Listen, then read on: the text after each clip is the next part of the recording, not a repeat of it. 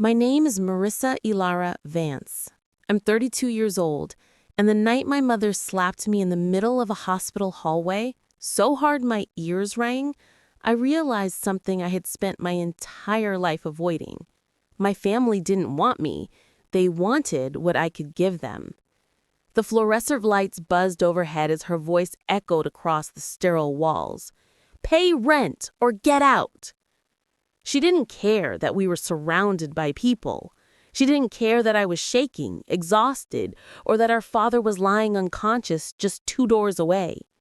She didn't even care that it was 2 a.m. and I had come straight from a night shift at the restaurant, still wearing my apron, still smelling like fryer oil and burnt coffee. She cared about one thing: control. And when I quietly whispered, "Mom, can we talk about this later? Dad is..."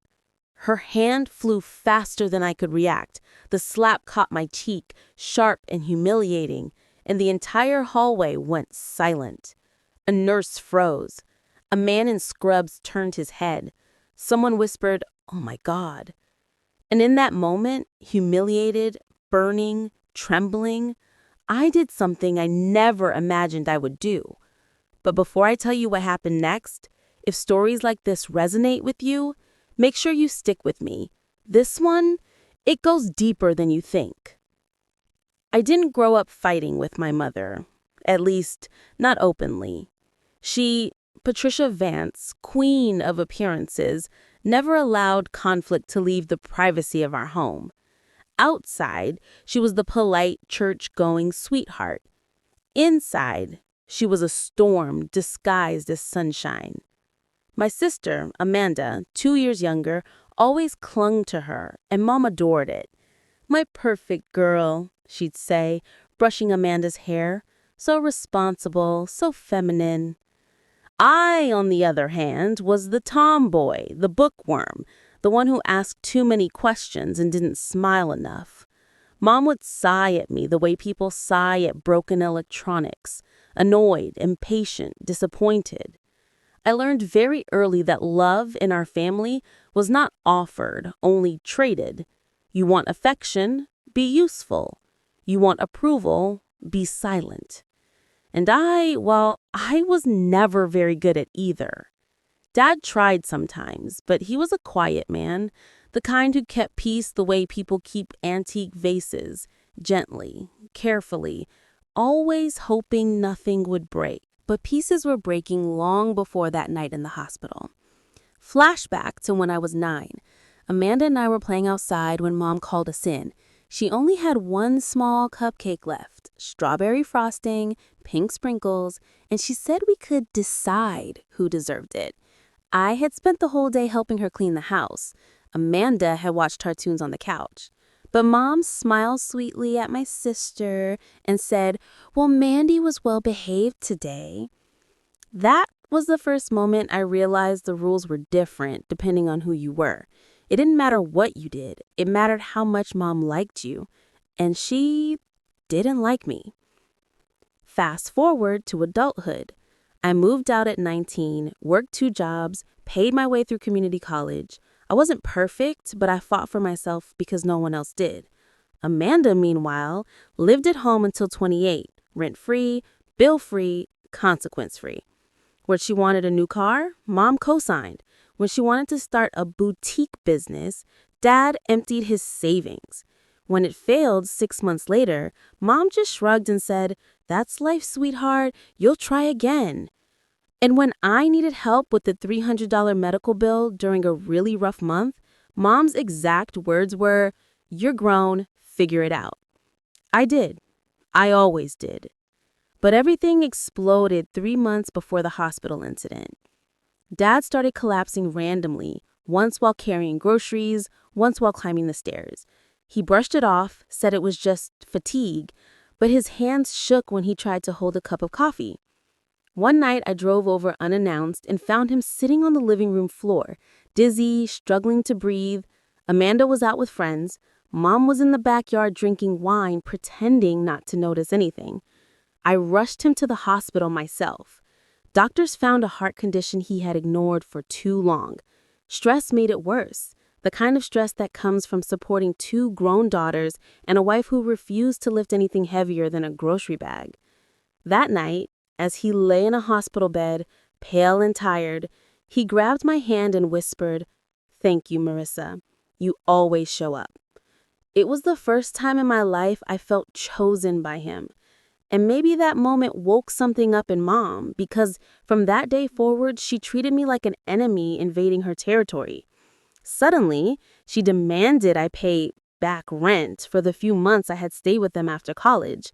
She accused me of turning Dad against her. She told relatives I was manipulative and dramatic. Amanda, of course, believed every word she said. And Dad, fragile and soft-spoken, didn't have the strength to mediate anymore. But the real explosion happened the night Amanda posted a photo that changed everything.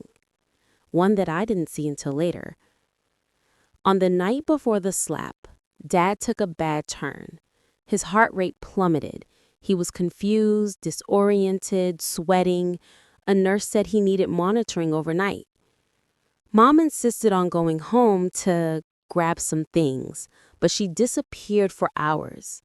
I stayed by his bedside, watching his chest rise and fall, terrified that if I blinked too long, he would disappear.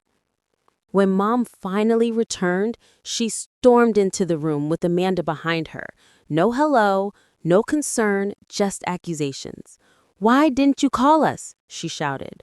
"Why are you trying to hog everything?" Amanda chimed in. "Why do you always make things about you?" I stared at them in disbelief. "He was unstable," I said. "You both were gone. What did you expect me to do?" Mom's eyes narrowed in that familiar way, the way she looked at telemarketers or expired coupons. "I expect you to stop pretending you care more than we do." And then, like a final act in a twisted play, she leaned in and whispered to me, "You're just upset we love Amanda more." My heart cracked the same way it did when I was 9 and the cupcake went to the prettier child. Hours later, Dad's condition stabilized, and I stepped into the hallway to breathe. That's when Mom followed me, and the confrontation escalated. She yelled about rent, about loyalty, about respect she believed she deserved but had never once offered. When I tried to lower my voice and calm her down, she slapped me hard. The sound echoed off the walls like a gunshot. And something inside me, something silent and obedient and tired, finally snapped. I made a decision that would tear our family apart, a decision I knew I couldn't take back. And it started with 6 words I whispered through trembling lips. "Fine. You want rent? Watch this." I didn't walk away from that slap because I was calm. I walked away because for the first time in my life, I was done being the quiet one, done being the daughter who swallowed pain like vitamins, done patching up a family that didn't even notice they were bleeding. As I stepped out of the hospital's automatic doors, cold midnight air hit me like reality itself. My cheeks still burned, pulsing with the shape of my mother's hand. My heart felt louder than the traffic outside. And under all of that, rage, humiliation, and this new buzzing clarity was a single thought repeating itself. I'm not their punching bag anymore. Not tonight. Not ever again. I sat in my car, hands shaking on the steering wheel. I didn't cry, not at first. The tears didn't come until I unlocked my phone and saw 15 missed calls from Mom, 6 from Amanda, and 1 from a number I didn't recognize. And then I saw it. A notification from Instagram. My sister had posted a new photo. Normally I wouldn't care. Her feed was a parade of curated selfies, cocktails, and that lazy aesthetic that only people supported by their parents can afford. But something told me to click it. And when I did, my breath caught in my throat.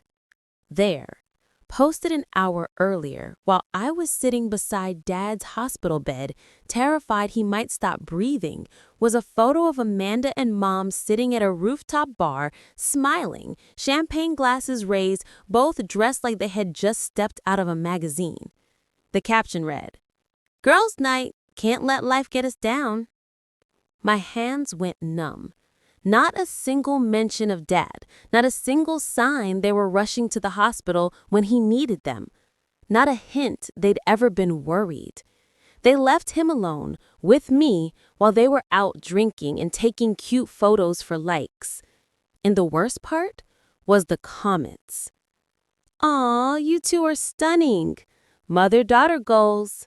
Where's the other sister? LOL."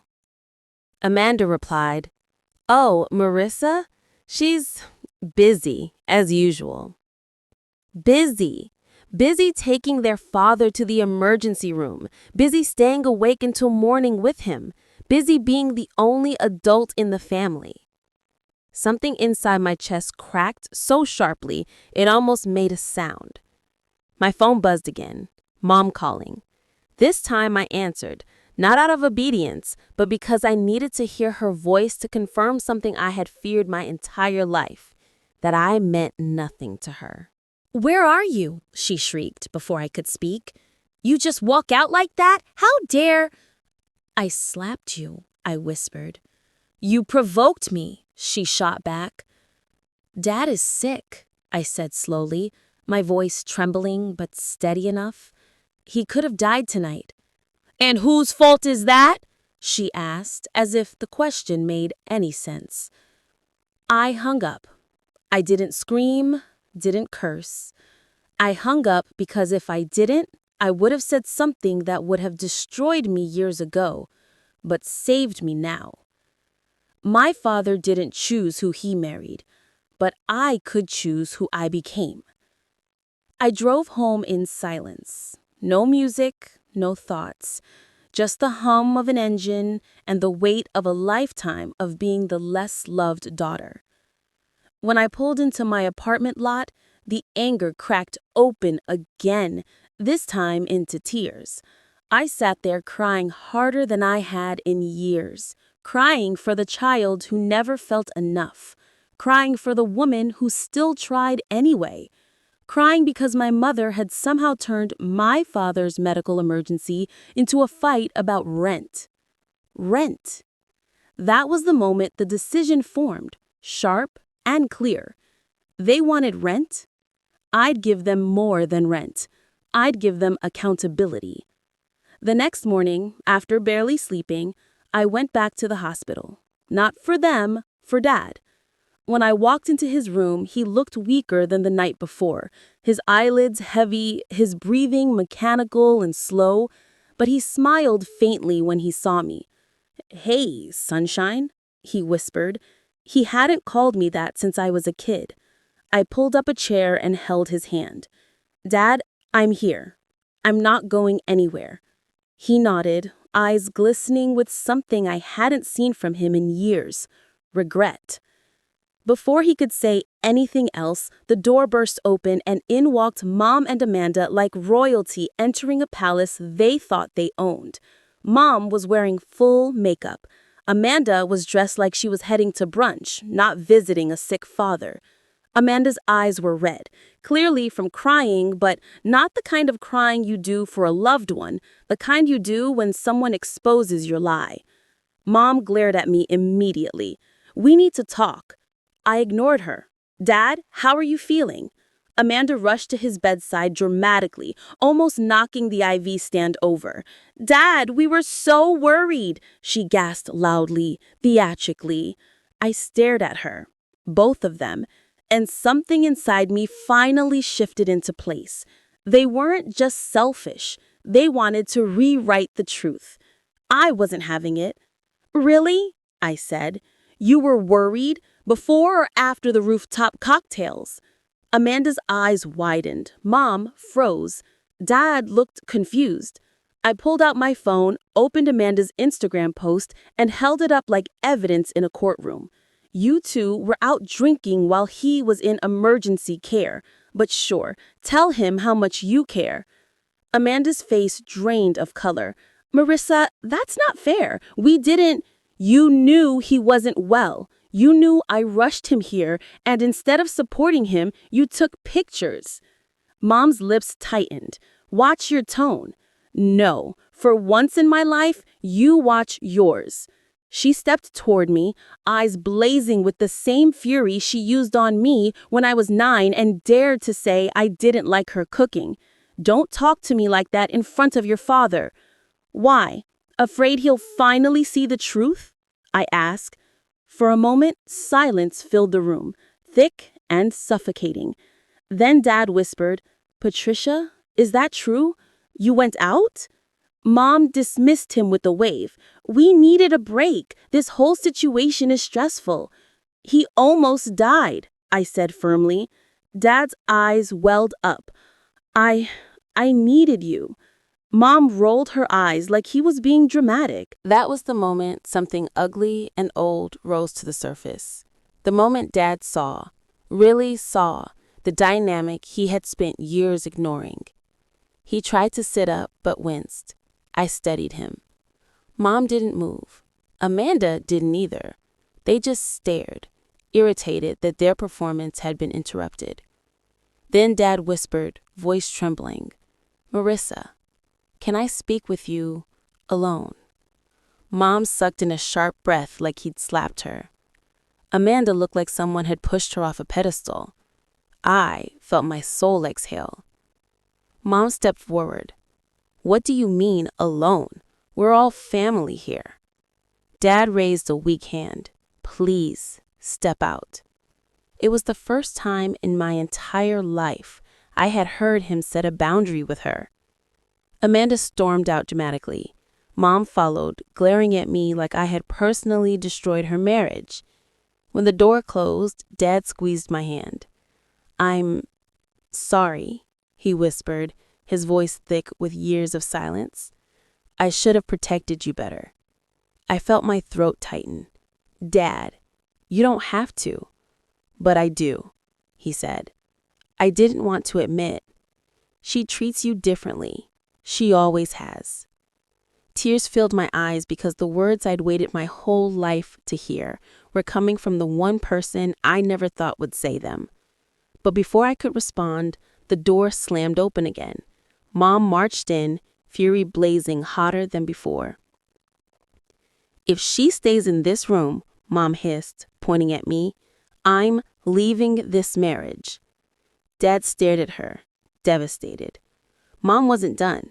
And you, she pointed at me again, either pay rent for every month you lived under our roof years ago, or you never speak to us again. Make your choice. Dad gasped. Patricia, stop. No, she snapped. She wants to be a hero? Let her pay for it. My heart dropped, not because of the threat, but because I suddenly understood something. This wasn't about rent. This wasn't about Dad. This was about control, about keeping me small, about making sure I never claimed a place in this family. I stood slowly, my voice calm, controlled. Fine, I said. You want a choice? Here's mine. Mom's eyes narrowed. Amanda peeked through the doorway, eager for the drama. I looked at Dad, heartbroken, tired, and torn, and whispered, Dad, I love you, but I'm done being treated like this. Then I turned to Mom. And you just made the biggest mistake of your life. Mom smirked, thinking she had won. She didn't know what I was planning. She didn't know what I had already started. Because earlier that morning, I had emailed someone who knew the law. Someone who knew my father's financial situation. Someone who understood elder neglect. And as I walked out of that room, Mom yelling behind me, Amanda scrambling after her, and Dad calling my name softly, I knew there was no going back. Not after what I set in motion. Not after the truth I was about to uncover. But the real shock came later, when I learned the secret they'd been hiding from me for years. I didn't drive home after leaving the hospital. I drove to the only place that had ever felt like mine, a small parking lot overlooking the water near my apartment. I used to go there after work shifts when I needed to breathe. That night, the air smelt like rain and the sky hung low and heavy, like it was grieving with me. I sat in my car with the engine off, staring at the ripples on the lake as I replayed everything that had happened. The slap, the photo, the threats, Dad's broken expression, and beneath it all, that nagging feeling that something wasn't adding up. Mom and Amanda weren't just selfish, they were defensive, too defensive. Their panic didn't match the situation. They acted like I had stumbled onto something bigger, something fragile, something they didn't want me to see. And then I remembered the email I had sent earlier that morning before returning to the hospital. A message to a lawyer named Daniel Rhodes, a family friend from college who specialized in elder care and estate issues. I had sent him a rushed note explaining Dad's condition, Mom and Amanda's absence, and the general dynamics in our family. So when my phone buzzed in the parking lot with an email notification from him, I opened it immediately, and everything changed. His message was short, but the first sentence made my stomach twist. "Marissa, before I can help, there's something important you need to know about your father's financial records." Financial records? I kept reading. There were several unusual withdrawals made from an account under your father's name over the past year. They're being flagged for review. I felt cold, like the wind was suddenly inside my chest. Withdrawals? I hadn't touched Dad's money. I barely even knew what accounts he had, but I knew exactly who did. And that realization hit me like a second slap, one much harder than Mom's. Before I could process it, my phone lit up again. This time, it was a voice message from Amanda. She almost never sent voice messages. She hated her recorded voice. My finger hovered for a moment before I pressed play. Her voice poured through the speakers, shaky, frantic, almost whispering.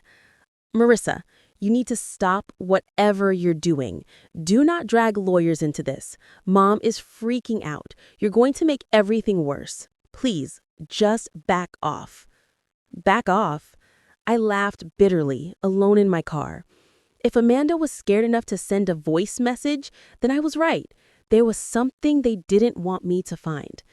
I started the car and drove straight home. My hands were cold on the steering wheel, but my mind was burning with questions. When I got inside, I didn't even take off my coat. I opened my laptop and emailed Daniel back, asking him for details. Then, almost as an afterthought, I remembered something Dad had said months earlier at a family dinner, one of the last dinners before he started collapsing. He had been telling a story when Mom suddenly snapped, "Pat, stop talking so much, you're confusing people." He had laughed it off, but after dinner, he pulled me aside quietly and said, "Your mom doesn't like when I talk about financial stuff, says I get the numbers wrong."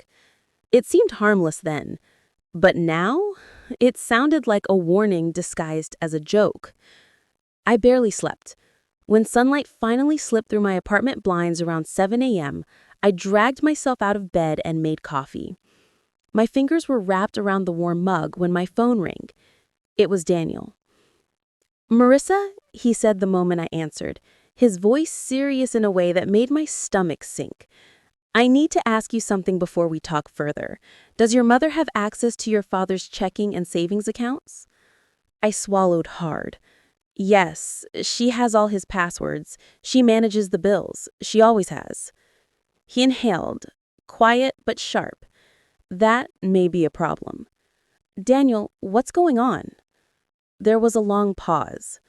"Around $40,000 have been withdrawn over the past year, in increments, sometimes large, sometimes small, all labeled under vague expenses."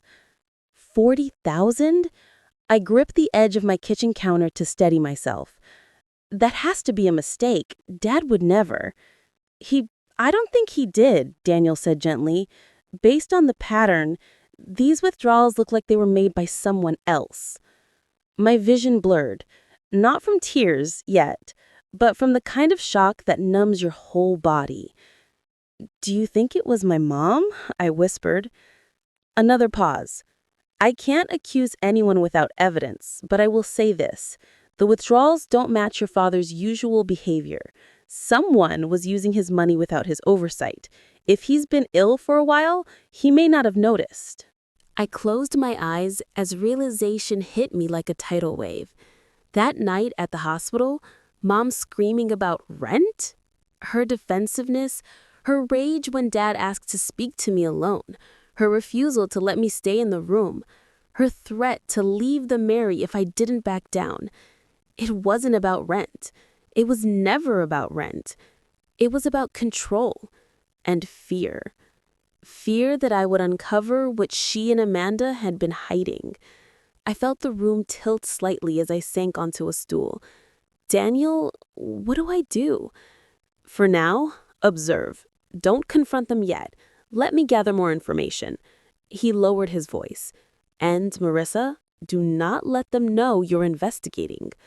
I thanked him and hung up. The moment the call ended, my emotions finally caught up with me. I pressed my palms against my forehead as tears fell, slow at first, then harder. Not just sadness, not just anger, but grief. Grief for a father who never knew he was being taken advantage of. Grief for a daughter who's always blamed, always doubted, always made to feel less than, while her mother and sister drained the very resources he worked decades to build. I cried until my chest hurt, and when the tears dried, something else took their place. Determination. I got dressed, grabbed my keys, and drove back to the hospital. I needed to see Dad. I needed to look into his eyes and know whether he had any idea what was happening. When I reached his room, he was sitting up slightly, watching morning TV with a tired smile. His face lit up when he saw me. Hey, sunshine? I sat beside him. Dad, how are you feeling? Tired, he admitted, but having you here helps. My chest tightened. For once, I felt like he truly meant it. Before I could say anything else, the door swung open. Mom walked in, arms crossed, wearing that tight expression she used when she needed to look like the victim. Amanda followed, eyes puffy, phone clutched in her hand. Mom didn't look at Dad. She looked at me. "What are you trying to do?" she hissed under her breath. I ignored her and held Dad's hand. "Did you sleep well?" Mom stepped closer, voice low and trembling with anger. "Don't play innocent. We know you're up to something." I finally turned to her. "What exactly do you think I'm doing?" Amanda flinched like I had shouted, though I hadn't raised my voice. Mom's lip curled. "Whatever it is, you better stop. This family doesn't need your drama." Dad frowned weakly. "Patricia, please, not now." Mom's eyes filled with sudden crocodile tears. She turned to him dramatically. "You don't understand, Pat. She's trying to turn you against us." I almost laughed at the absurdity, except I wasn't surprised. This was her pattern. Attack, deflect, play victim, repeat. But before I could respond, Dad reached for my hand again. His grip was weak, but intentional. "Marissa, come here," he whispered. I leaned closer, expecting him to tell me not to fight. Instead, he said something that made my heart pound in my chest. "I need to tell you something. Something I should have told you a long time ago." Mom stiffened. Amanda blinked rapidly. I froze. Dad looked at me with eyes full of guilt and pain and whispered, "Your mother did something with our money last year. Something I didn't agree to. Something I think she hid from you." Mom gasped like she had been stabbed. Amanda's mouth dropped open. My heart stopped. He kept speaking, but I barely heard the words. Remove my name? Remove my security? Remove my inheritance? Why? Mom lunged forward. Pat, stop talking. You don't know what you're saying. But Dad pulled his hand away from hers. No, he said firmly for the first time in decades. She deserves to know. Mom's face twisted. Fear, fury, panic, all tangled together. Amanda whispered, "Mom, you said she wouldn't find out." The room spun. My voice shook as I whispered, "Find out what?" Mom's mask shattered completely. Her voice came out cold, sharp, unrecognizable. "Fine. You want the truth? You were never supposed to get anything, Marissa. Not a cent. That money was meant for us, for me, for Amanda, not you." My heart dropped so fast, I almost couldn't breathe. And then she said, "You were never part of this family's future, and now you're about to lose everything." The room went silent after my mother's words, but it wasn't an ordinary silence. It was the kind that changes the temperature of the air, the kind that slows time down until it feels like you're watching your own life from the outside. You were never part of this family's future, and now you're about to lose everything. The sentence echoed in my mind like someone had shouted it into a canyon. I stared at her, unable to speak, unable to blink, barely even able to breathe. Dad looked horrified. Amanda looked like a child who had finally said the quiet part out loud and realized she couldn't take it back. And my mom? She didn't look angry anymore. She looked triumphant. That was the part that broke me. Not the words, not the exclusion, but the fact that she said it with satisfaction, as if she had waited years to spit it out. My voice trembled when it finally emerged. "Lose everything? What exactly do you think I have to lose?" She smirked. "Your father's accounts, the house, the trust fund your grandparents left behind. Everything he would have passed down to you, it's already gone."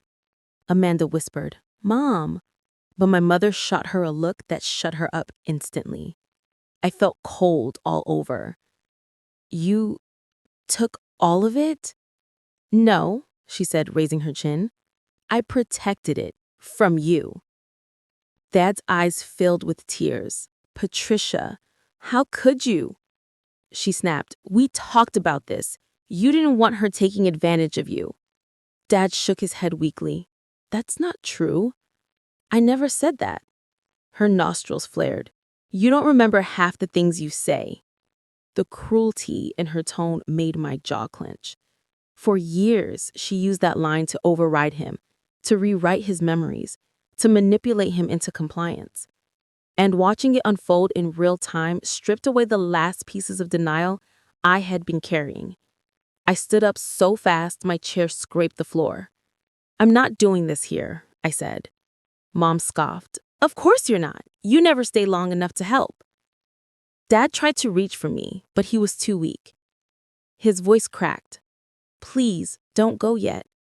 My heart softened instantly. I bent down and kissed his forehead, whispering, "I'll be back, I promise." When I stepped into the hallway, Amanda followed me out, closing the door behind us. She looked shaken, almost ashen. "Marissa, please don't make this worse." I turned slowly. "Worse? Amanda, she stole Dad's money." She flinched. "It wasn't supposed to be like that. Mom said we were just reorganizing things." "Reorganizing?" I laughed, the sound sharp and tired. "You drained him." Tears filled her eyes. "I didn't take any. Mom told me it was just to protect the family. She said you'd blow it on something stupid or leave us out." My chest tightened.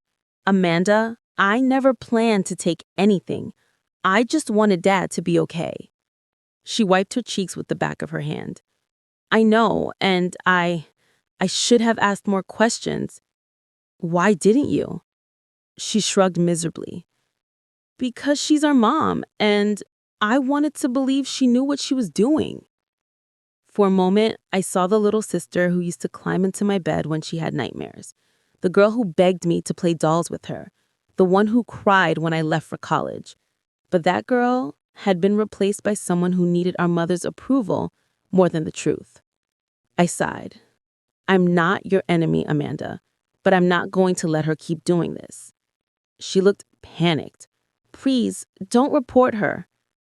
I don't have a choice, I said softly. Dad deserves protection, not manipulation.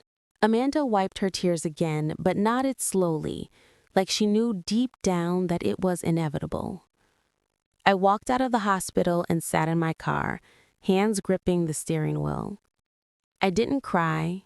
I didn't shake. There was no collapse this time. Just clarity. A sharp, painful clarity that forced me to finally accept what my mother had been building for years. An empire of control held together by guilt, manipulation, and fear. And I had been the outsider the entire time. As soon as I got home, I called Daniel. I need to report financial abuse, I said the moment he answered. He exhaled slowly. Marissa, I'm sorry. I was afraid this was the direction things were heading. Are you ready for what comes next? I'm ready. He walked me through the process. Reports, documentation, gathering evidence, interviews. It felt overwhelming, but not impossible. And for the first time in years, I felt like I wasn't fighting alone. Over the next week, everything became a blur of phone calls, statements, and hospital visits. Mom avoided me entirely. Amanda oscillated between tearful apologies and quiet distance. Dad grew stronger, little by little, and every time I walked into his room, he smiled like I was the thing keeping him anchored. One afternoon, when I arrived during his physical therapy session, he waved me over. Sit, he said, breathless but smiling. I need to talk to you. I sat beside him. He reached for my hand, his fingers warm but fragile. Sunshine, I want you to know I'm proud of you. You're doing the right thing. My throat tightened. I feel guilty, I admitted, like I'm tearing the family apart. He shook his head fondly. Your mother tore it apart the moment she lied to us. The grief in his eyes was almost unbearable. I should have protected you better. A tear slid down my cheek. Dad, it wasn't your job to protect me from Mom. She should have protected both of us. He nodded, his eyes glistening. I'm sorry for the years she made you feel unwanted. Hearing him say it out loud cracked something open inside me. I just wanted to belong. And you do, he said, more than you know. Over the next few days, Mom's behavior shifted from anger to avoidance to something colder. She barely spoke to Dad, barely visited, and when she did, she spent more time glaring at me than checking on him. Then, one evening, everything came to a head. I arrived just as Mom was packing her purse in a hurry. Her eyes were bloodshot, and her expression was tight and frantic. You did this, she hissed, brushing past me. You turned him against me. You turned everyone against me. Mom, no one turned... She cut me off. He told the social worker everything. Her breath shook. 40 years of marriage, and he chose you over me? I stared at her. He didn't choose me. He chose the truth. She let out a bitter laugh. Truth? Your father remembers what he wants. He's always been weak. My jaw clenched. Mom, this isn't weakness. He's finally standing up to you. Her face twisted into something I had never seen before. Rage mixed with heartbreak. I should have left you both a long time ago, she spat. And then she walked out, letting the door slam behind her. I stood there for a long moment, absorbing the truth. She hadn't just rejected me. She had finally revealed who she really was. The next morning, Amanda texted me. Mom went to stay at Aunt Susan's. She said she needs space. I'm sorry for everything. I didn't understand until now. I sent her a short reply. Healing starts with understanding. Take your time. A week later, Dad was discharged. I brought him home to his own house, a house that finally felt peaceful. We sat together in the living room, sharing takeout and quiet conversation, the kind we hadn't had in years. And for the first time, I felt like we were building something new, something honest, something ours. The investigation moved forward, slowly but steadily. Mom would face consequences, not out of revenge, but accountability. And Dad, now with a medical advocate and legal protection, was finally safe. As for me, I started therapy. I set boundaries. I learned to breathe without guilt, to rest without fear, to love without begging for scraps of affection. And I understood something important. Family isn't defined by blood. It's defined by safety, truth, and love. When the dust settled, I visited Dad one evening after work. He was sitting on the porch, the sunset warming his tired face. He looked up at me and smiled. "He saved my life," he said softly. I shook my head. "No, Dad, you saved mine too." And just like that, the healing finally began. Have you ever experienced betrayal like this? Share your story in the comments.